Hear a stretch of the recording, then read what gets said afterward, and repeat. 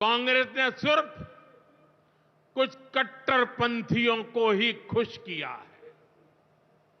बाकी समाज बेहाल रहा, अशिक्षित रहा, गरीब रहा।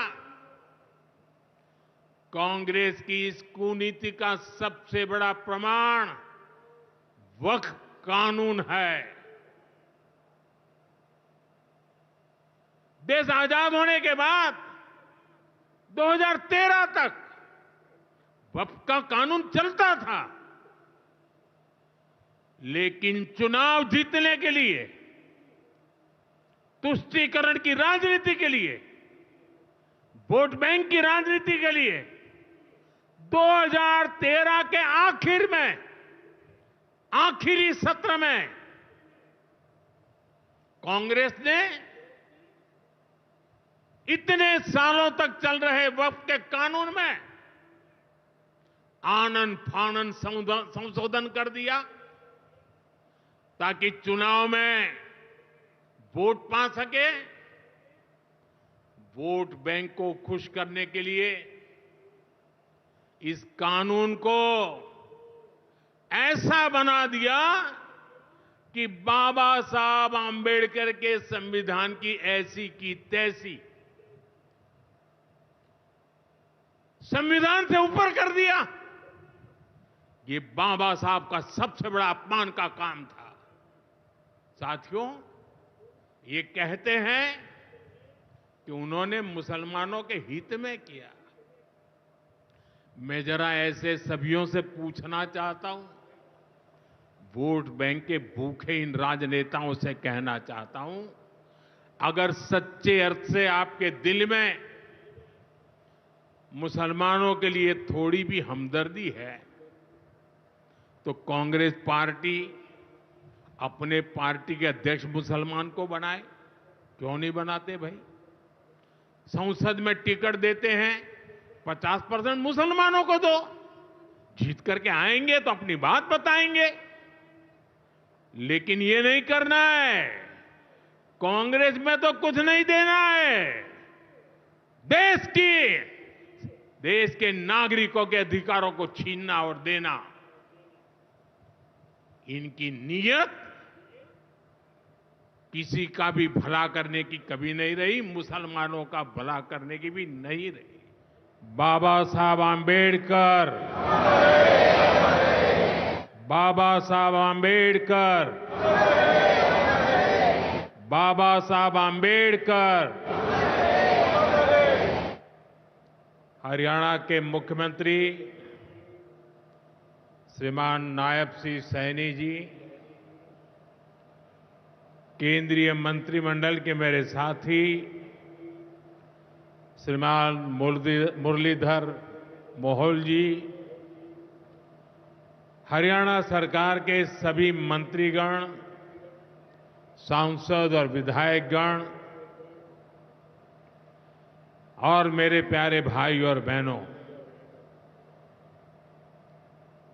मारे हरियाणा के धाकड़ लोगों ने राम राम।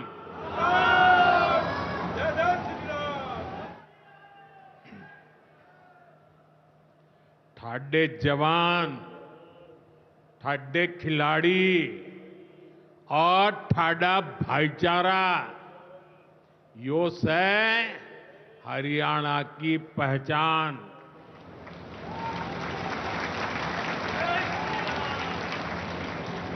लावणी के इस अति व्यस्त समय में आप इतनी विशाल संख्या में हमें आशीर्वाद देने पहुंचे हैं। मैं आप सभी जनता जनार्दन का अभिनंदन करता हूं। गुरु जंबेश्वर, महाराजा अग्रसेन और अग्रोहा धाम को भी श्रद्धापूर्वक नमन करता हूं। साथियों, हरियाणा से, हिसार से मेरी कितनी ही यादें जुड़ी हुई है। जब भारतीय जनता पार्टी ने मुझे हरियाणा की जिम्मेदारी दी थी, तो यहां अनेक साथियों के साथ मैंने लंबे समय तक मिलकर काम किया था।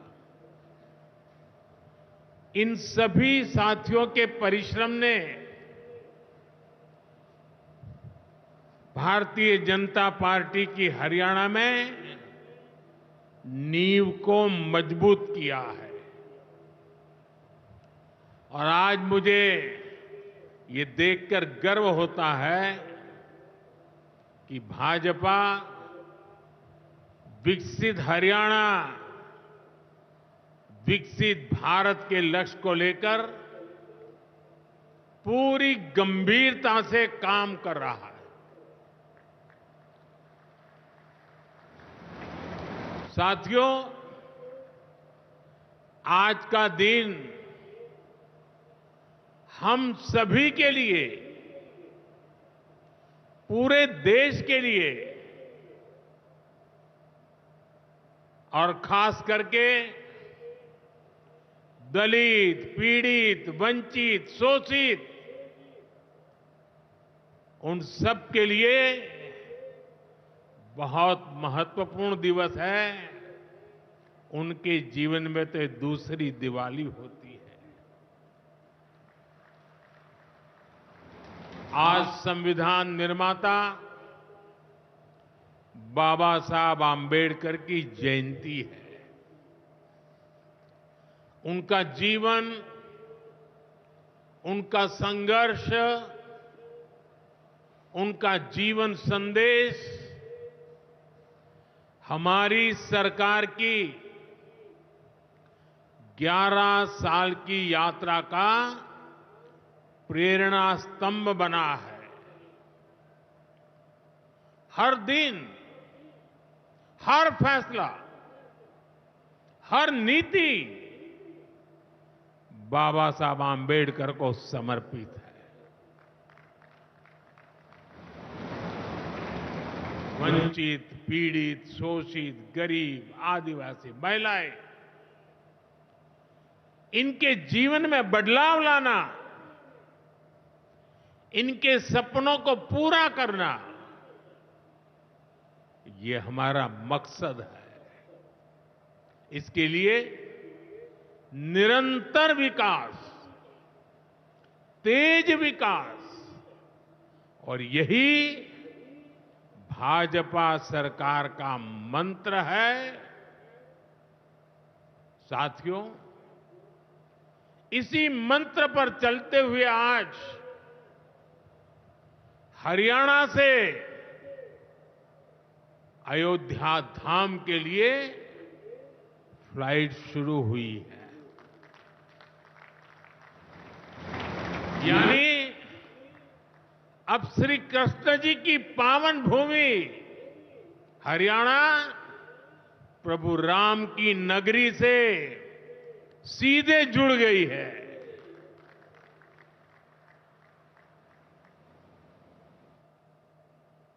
अग्रसेन हवाई अड्डे से वाल्मीकि हवाई अड्डे आज सीधी उड़ान भरी जा रही है। बहुत जल्द यहां से दूसरे शहरों के लिए भी उड़ानें शुरू होगी। आज हिसार एयरपोर्ट की नई टर्मिनल बिल्डिंग का शिलान्यास भी हुआ है। ये शुरुआत हरियाणा की आकांक्षाओं को एक नई ऊंचाई पर पहुंचाने की उड़ान है। मैं हरियाणा के लोगों को इस नई शुरुआत के लिए ढेर सारी बधाई देता हूं। साथियों, मेरा आपसे वादा रहा है, हवाई चप्पल पहनने वाला भी हवाई जहाज में उड़ेगा।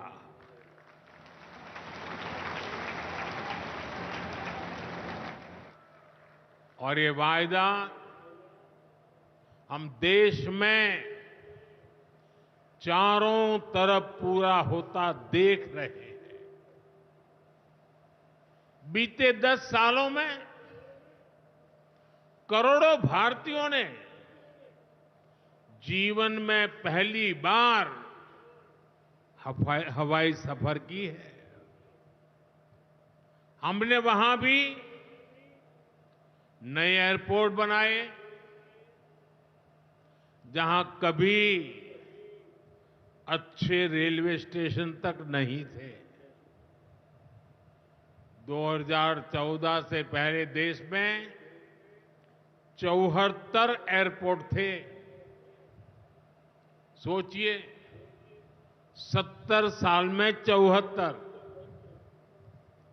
आज देश में एयरपोर्ट की संख्या 150 के पार हो गई है।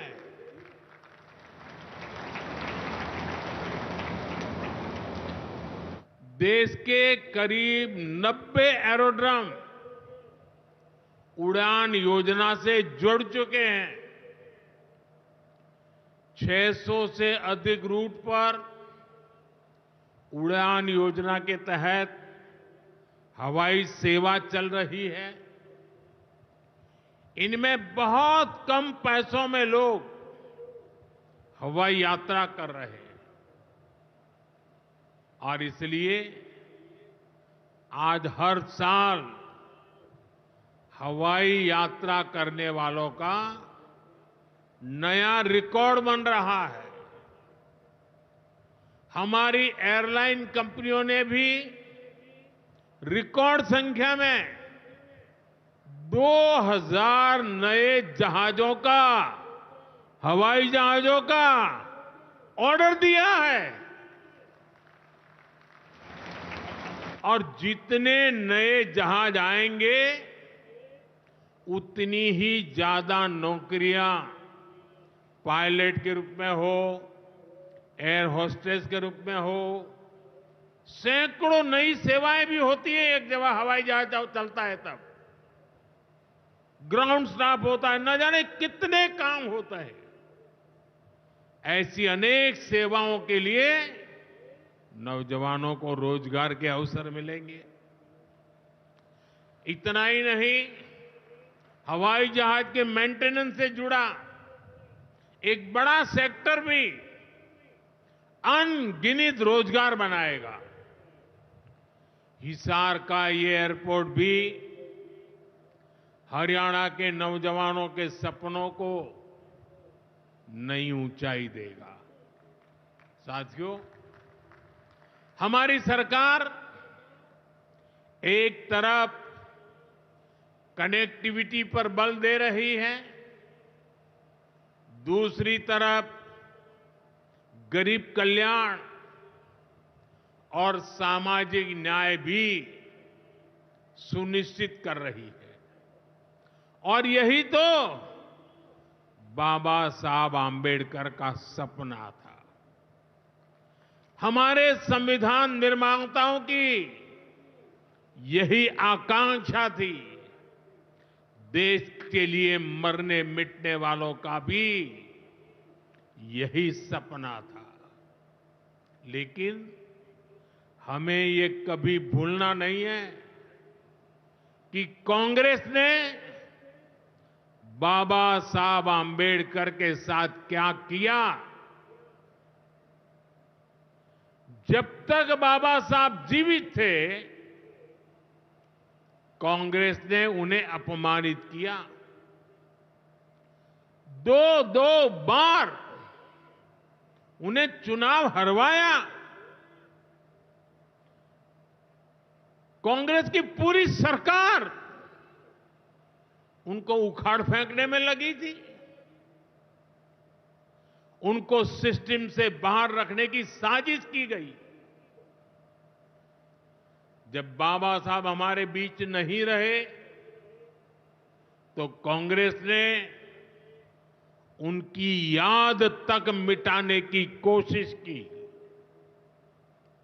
कांग्रेस ने बाबा साहब के विचारों को भी हमेशा के लिए खत्म कर देना चाहा।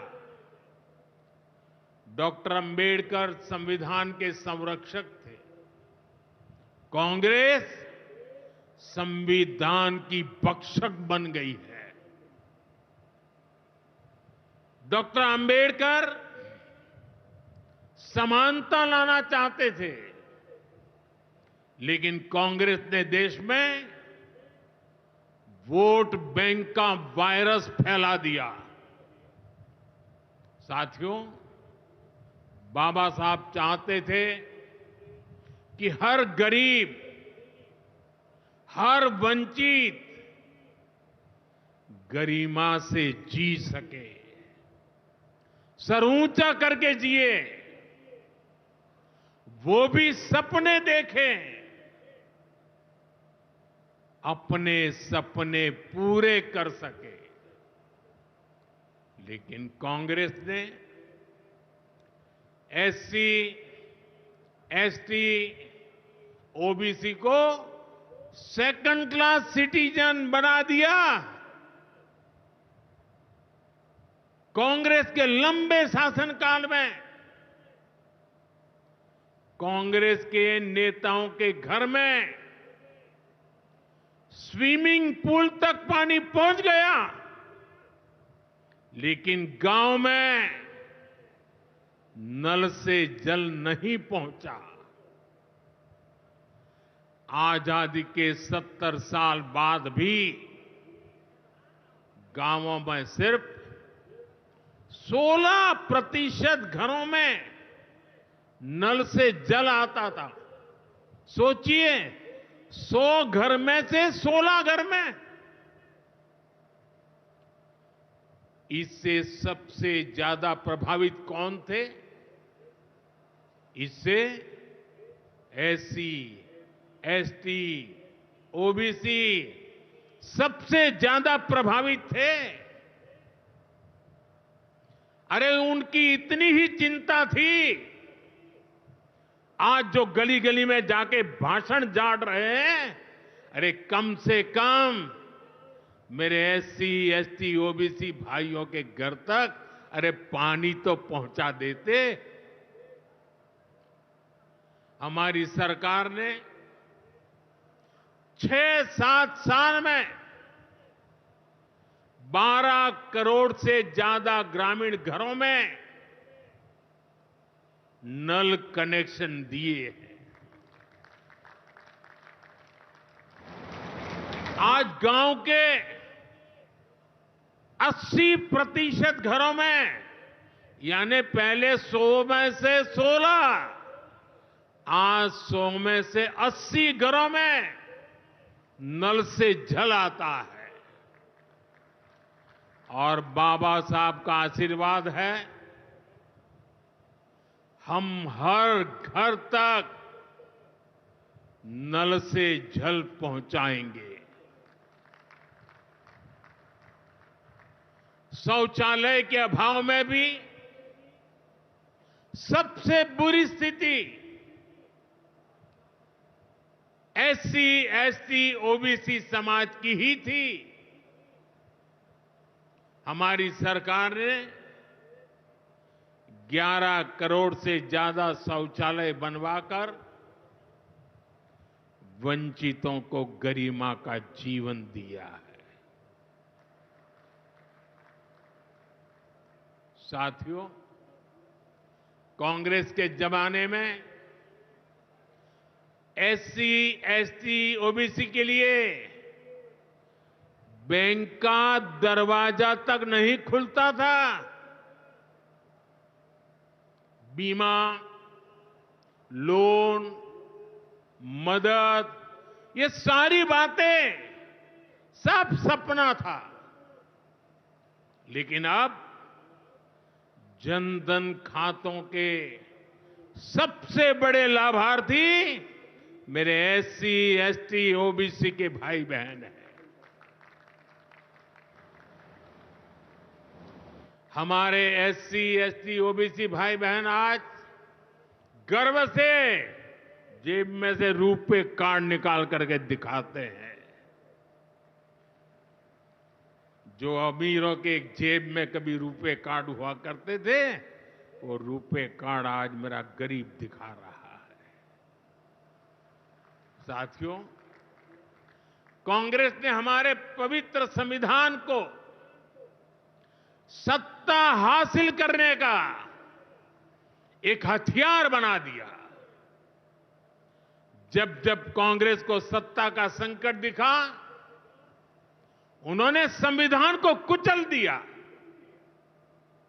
कांग्रेस ने आपातकाल में संविधान की स्पिरिट को कुचला, ताकि जैसे तैसे सत्ता बनी रहे।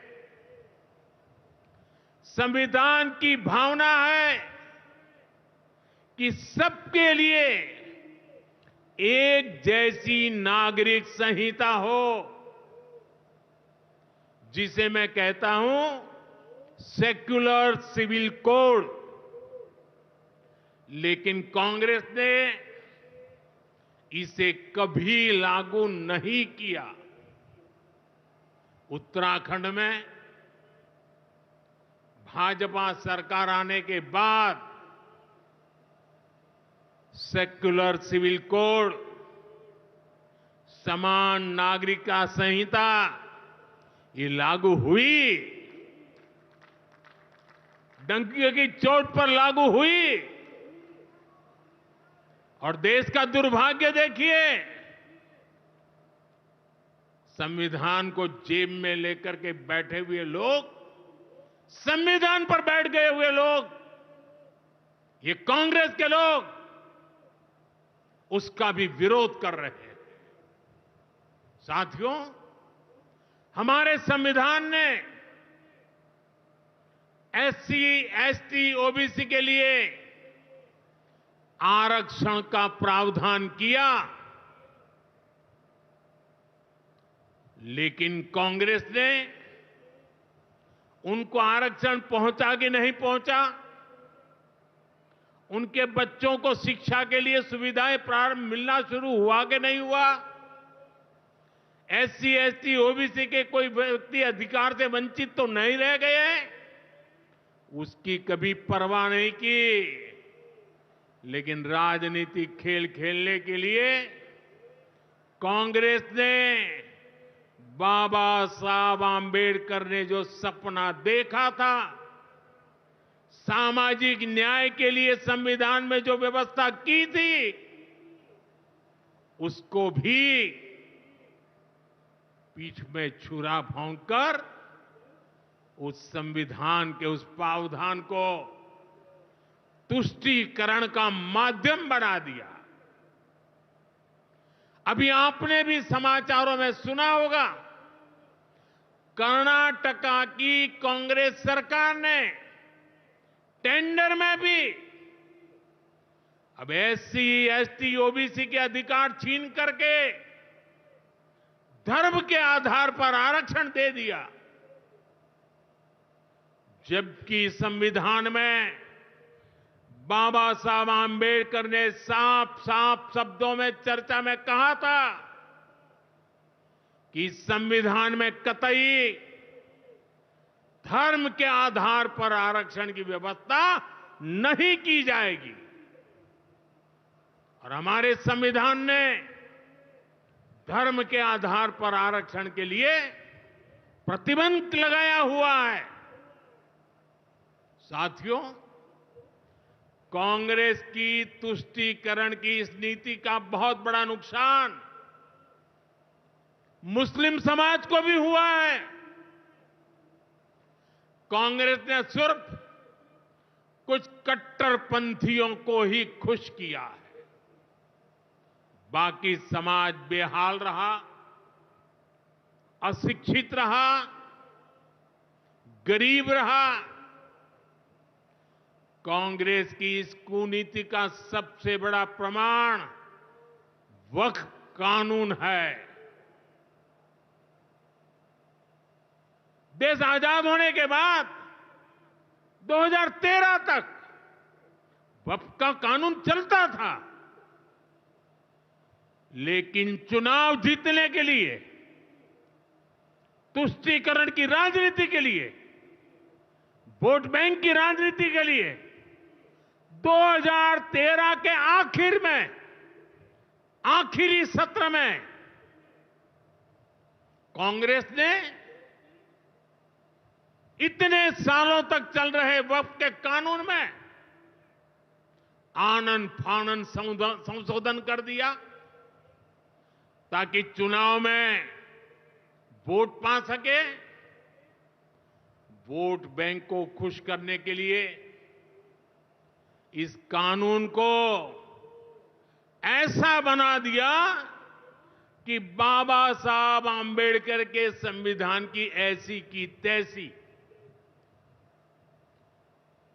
संविधान से ऊपर कर दिया। ये बाबा साहब का सबसे बड़ा अपमान का काम था।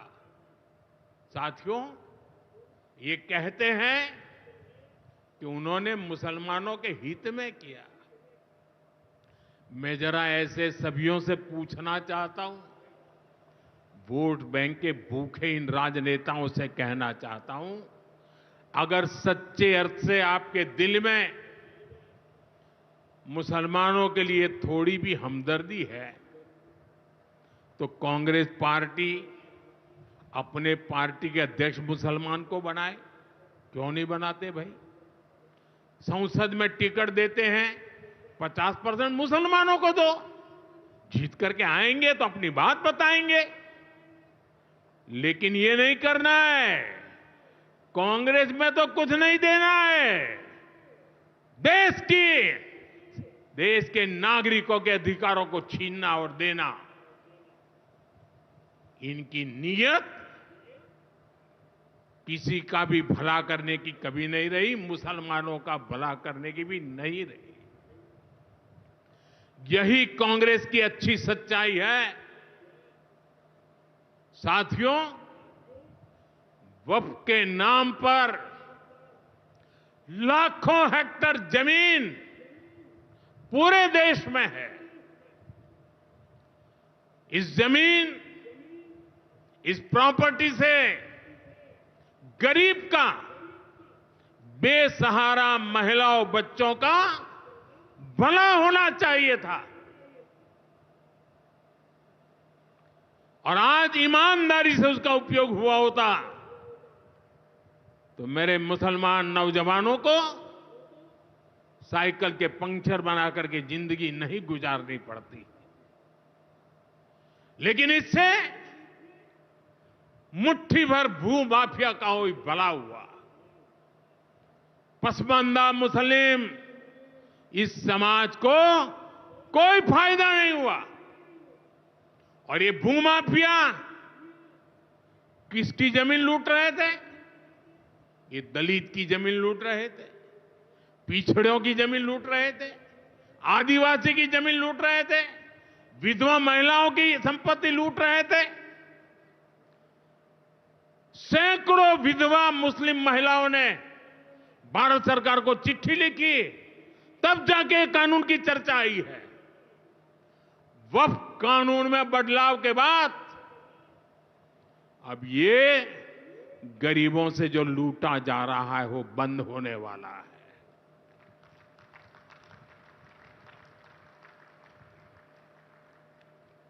और सबसे बड़ी बात, हमने एक बहुत बड़ा जिम्मेदारीपूर्ण महत्वपूर्ण काम किया है। हमने इस वक्फ कानून में एक और प्रावधान किया है। अब नए कानून के तहत, वक्फ के कानून के तहत किसी भी आदिवासी की जमीन को हिंदुस्तान के किसी भी कोने में, आदिवासी की जमीन को, उसके घर को, उसकी संपत्ति को ये वक्फ बोर्ड हाथ भी नहीं लगा पाएगा। ये आदिवासी के हितों की रक्षा करने का, संविधान की मर्यादाओं का पालन करने का हमने बहुत बड़ा काम किया है। नए प्रावधानों से वक्त की भी पवित्र भावना का सम्मान होगा। मुस्लिम समाज के गरीब और पसमानदा परिवारों, मुस्लिम महिलाओं, खास करके मुस्लिम विधवाओं को, मुस्लिम बच्चों को उनका हक भी मिलेगा और भविष्य में उनका हक सुरक्षित रहेगा। और यही तो बाबा साहब आंबेडकर ने संविधान के स्पिरिट में हमें काम दिया हुआ है। यही असल स्पिरिट है, यही असली सामाजिक न्याय है। साथियों, हमारी सरकार ने 2014 के बाद बाबा साहब आंबेडकर की प्रेरणा को आने वाली पीढ़ियों तक पहुंचाने के लिए अनेक महत्वपूर्ण कदम उठाए। बाबा साहब देश और दुनिया में जहां जहां रहे, वे सभी स्थान उपेक्षित थे। जो संविधान के नाम पर अपनी राजनीतिक रोटी सेकने के लिए निकले हैं, उन्होंने बाबा साहब से जुड़े हुए हर स्थान का अपमान किया, इसे इतिहास से मिटाने का प्रयास किया। स्थिति ये थी कि मुंबई के इंदु मिल में बाबा साहब आंबेडकर का स्मारक बनाने के लिए भी देश भर में लोगों को आंदोलन करने पड़े। हमारी सरकार ने आते ही इंदु मिल के साथ साथ बाबा साहब आंबेडकर की महू की जन्मभूमि हो, बाबा साहब आंबेडकर जी की लंदन की शिक्षा भूमि हो, दिल्ली में उनकी महापरिनिर्वाण स्थली हो, या फिर नागपुर की दीक्षा भूमि हो, हमने सभी का विकास किया। इनको पंच तीर्थ के रूप में विकसित किया है। मेरा सौभाग्य है कि कुछ दिन पहले ही मुझे दीक्षा भूमि में जाकर, नागपुर जाकर बाबा साहब को नमन करने का अवसर मिला। साथियों, कांग्रेस के लोग सामाजिक न्याय की बड़ी बड़ी बातें करते हैं, लेकिन हमें ये भी याद रखना है कि कांग्रेस ने बाबा साहब आंबेडकर और चौधरी चरण सिंह जी, इन दोनों महान सपूतों को भारत रत्न नहीं दिया था। बाबा साहब आंबेडकर को भारत रत्न तब मिला जब केंद्र में भाजपा के समर्थन वाली सरकार बनी। वहीं हमें गर्व है कि भाजपा की ही सरकार ने चौधरी चरण सिंह जी को भी भारत रत्न दिया है। साथियों, सामाजिक न्याय के, गरीब कल्याण के पथ को हरियाणा की भाजपा सरकार भी निरंतर सशक्त कर रही है। सरकारी नौकरियां की भी हरियाणा में क्या हालत थी, आप सबको पता है। यूं किया करते, जे नौकरी लागनी है तो किसी नेता के गैल हो ले, और न तो रुपया ले आ, बापू की जमीन और मां के तो जेवर भी बिक जाया करते। मुझे खुशी है कि नायब सिंह सैनी जी की सरकार ने कांग्रेस की इस बीमारी का इलाज कर दिया।